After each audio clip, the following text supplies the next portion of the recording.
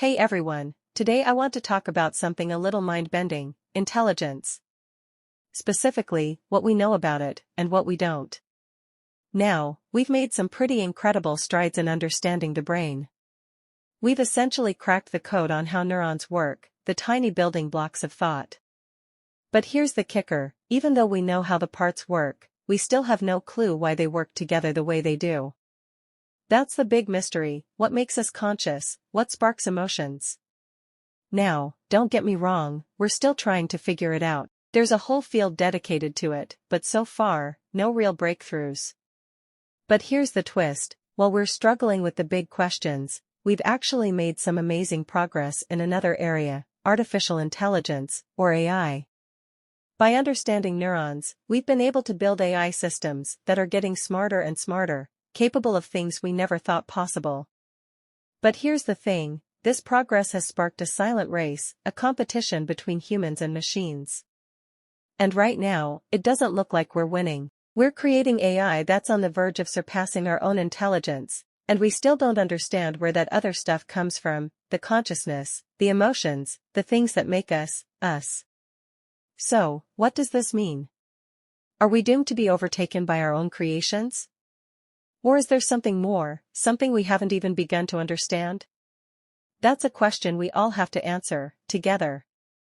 Because the future of intelligence, both human and artificial, depends on it. No one is talking about this subject at all that I have ever seen, and I see what everyone talks about regarding AI from an expert perspective. I think the reasons are twofold. One, it is scary, so why talk about it? And two, I could not tell you what the solution is, so why talk about it? I think it is important to make at least one piece of content that lets people know that someone like me does think about these questions, though. Yes, they do keep me up a little bit at night. Where do emotions, mental illnesses, and serial killers come from? Those are the three honest questions I ask myself and reflect on when it comes to these things. I can give a hypothesis, but my hypothesis is only a hypothesis and should be taken with a grain of salt overall. I think these things stem, at least in part, from mere thought itself, then, from interactions with our environment, which includes interactions with other people. I think it is all essentially nature and nurture, always has been. For all of it, I could very well be wrong, though. There is a large probability that I am wrong. What then? Your guess is as good as mine. I can tell you what kind of picture the crystal ball paints around these things in the present, though. Currently, AI is a simple reflection of humanity, in every single way. What does AI currently reflect back?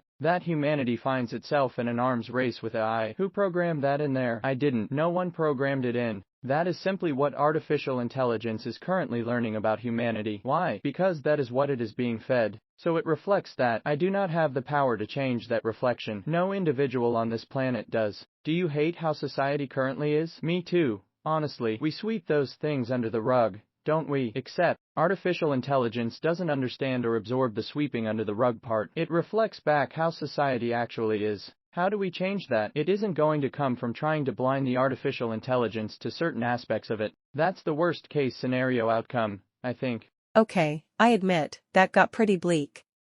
But dwelling on the negatives won't change anything. It's easy to feel overwhelmed, to let that fear of the future paralyze us. But here's the thing about humans: we're remarkably adaptable creatures. Think about all the ways society has been radically changed by technology over the centuries. Each time, we worried, then we found solutions, ways to not only survive, but thrive in the new landscape. We will do that again this time too. AI is a tool, a powerful one.